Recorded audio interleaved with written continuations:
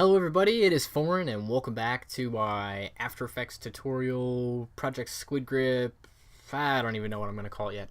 So welcome back. So what we're going to be doing today, I've already actually input the information that we need. One, because it's a time-consuming task. It just takes a little bit of time and it's something that you guys didn't really need to see. It's literally me typing out text. Two, I didn't really feel like putting that on video because it's simple. Literally, it's just text. That's all it is. So what we have here is we have 4 different layers of text, and we'll go in and we'll change their color so that we know which ones they are. So we have 4 layers of text right here. Okay. For any of you guys that are wondering, the font is Avenir Black. You do have to pay for this font. Just a fair warning. It is an expensive font family. So what we're going to do is we are going to actually animate these in. So we want them to come in around the same time that everything on the right side is coming in. So we can see that it all starts coming in over here. We need to adjust that, by the way. We need to push this over just a tad, like so. There. Now it'll actually... Okay. Not so far. Anyways, I'm getting ahead of myself. So basically we want it to come in from the left, and it's going to swoop into the right. So position, and we're going to set a keyframe, and this is going to be our ending keyframe. We want it to end about a second later. And now what we're going to do is we're going to take it and slide it over. It's really simple. I mean, for the most part, animations like this are extremely simple. It's all about what is going on as a whole. Like, if a ton of things are going on and they're all doing slight motions, it makes it so much more interesting than if they just pop on, pop off, fade in, fade out. So just slight motions, like, you don't need to be intricate. You don't have to do that to actually make something successful. So all they do is they slide in. We are going to offset their text so that the top layer comes in, the top one comes in first, and so on and so forth. So we are going to move these forward a bit, and then we'll deselect those, move that forward, deselect those, and then we'll move this final one forward. So now they'll actually come in like so. So now they actually came in like do. And now we're going to select their end keyframe, and we're going to go to ease in. Just like we've done before, it just creates a softer motion, and it's much easier for the eye to actually handle. So that's why we do that. So we have that, but I don't feel like that's enough. So what we're gonna do is we're gonna add a solid behind it. We're gonna make it black, and we're gonna adjust its transparency eventually. We're gonna make it black, and we're just gonna cover that bar that this text is sitting at, and we're going to drop it below the text, obviously. So we're going to drop it below the text, command, and then the bracket next to the P, that'll actually drop text below layers. So we brought it down. Now let's change its transparency to, I don't know, we'll go with 50% right now. And now you can see, like, it just kind of, it creates a little bit more of a separation. Another thing that you can also do for all that is we can add a drop shadow to our text, which we'll actually just do that real quick. So we'll go to Effect, Perspective, and then Drop Shadow, and we'll just leave it at its standard settings.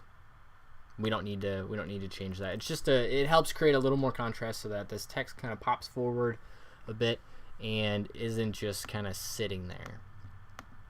So now we're going to do something that's a little more intricate. So we are going to bring in the actual packaging images. So we have both of our images right here. We're going to mask them out. So we want to create a mask. Oh, I'm sorry. It didn't create a mask because I had both layers selected. I only need one layer selected. And of course, because they're both selected, we'll select just one. So we're going to create our mask. And basically, we want it to just go to the crease that's going on, which that should be about it. Oh, nope, we're like a pixel off. Okay, so we want it to just do the crease, so we're going to bring it over just that tad, and then we need to actually bring it down so that it covers the rest of it. So there we go. So we have our layer now, and we're also going to, if you hit the select the layer and hit the Y button, it'll select this tool that allows you to move the anchor point. So we're going to move the anchor point over to somewhere around the center, just because it'll make it a little bit easier on us. And now we don't need to recreate this exact same mask. We don't have to create it again because we already have it. So we can just select the mask, hit copy, Command C, and then we'll go over to the Xbox one, and then we'll hit Command V. So that'll paste it, and now we have two separate things, but now we need to also move this one's anchor point. So now we have two separate objects. We have two separate objects, and all they are is the front covers. That's all we want. So we're going to actually make these kind of come in. They're going to come in from behind the actual like swoop that we have on the side. They're going to come in from behind. They're going to sit right there, and they're just going to be like, wow. And then eventually they'll go away. So that's all they're going to do. Remember, these things don't need to do intricate animations. But this is a little bit more of a complex animation, in my opinion. So we're going to start with the position keyframes. That's usually a good place to start off.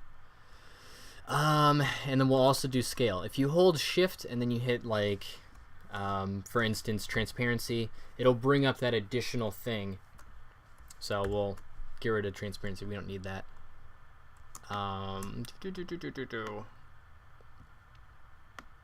So all this stuff is kind of animating at the same time. We want these to kind of come in a little bit later. And then we'll also do the rotation. So we want it turned to begin with. And then what the PlayStation one is going to do is it's going to come in, and it's going to come in at the other angle that what it's at right now.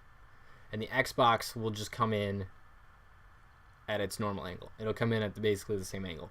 So we're going to turn on all of our keyframes. We're also going to scale this down just a tad. We'll scale it down to 90 so that it actually kind of we'll actually go further than that, because we're not going to go back to 100 because 100 is going to be too large. So we set our position keyframes. We're going to move it a little bit closer because it's already hidden behind all this stuff, so it's not going to matter so much. And then we'll move forward about a second. A second is usually a good rule of thumb when it comes to actual motion. You don't want it to be too quick, and you don't want it to be too slow. And now we're going to move it over to its position that we want it to be in. We'll change its rotation that it's going to be in, like so. So basically what this rotation is doing right now, it's really hard for you guys to actually tell what it's doing. So basically what it's doing is it's going to come in and it's going to rotate over.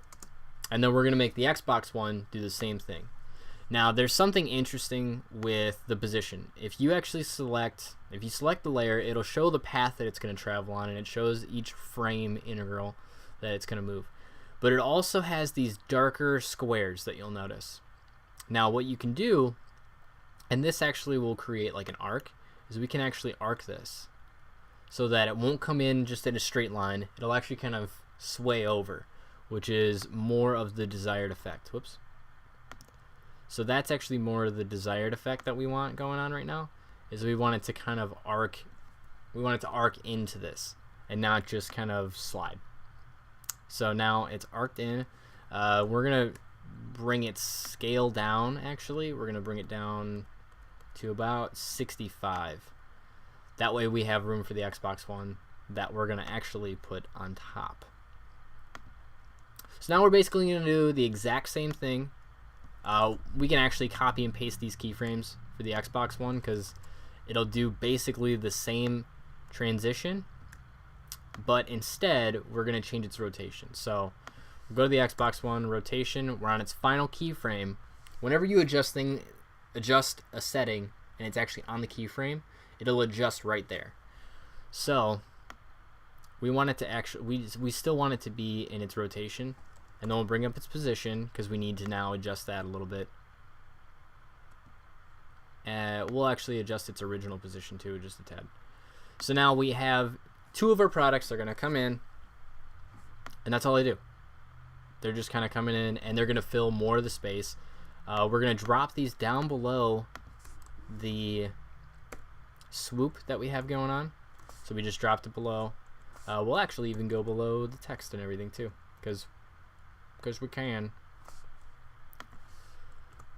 Another little hotkey that you guys might want to know. If you hit the U key, it'll bring up all of your keyframes. If you then hit the U key again, it'll make them all go away, so that they're hidden or not hidden.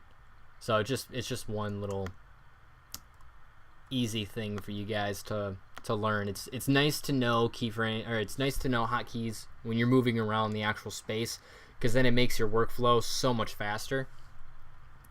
Another thing that we need to do, because as you notice, we still have that bar, and we also have some things that are still appearing when they're not supposed to. So we're gonna go and find these two. Right now they're hidden, so nothing can see them. We want them to not even be visible whatsoever until this point right here. So we're gonna hit Option and then the left bracket. And what that'll do is now, before that, any frame before that, they don't exist. They only exist in the portion that they show on the time frame. So we've created that. Something that we're gonna do though is we're gonna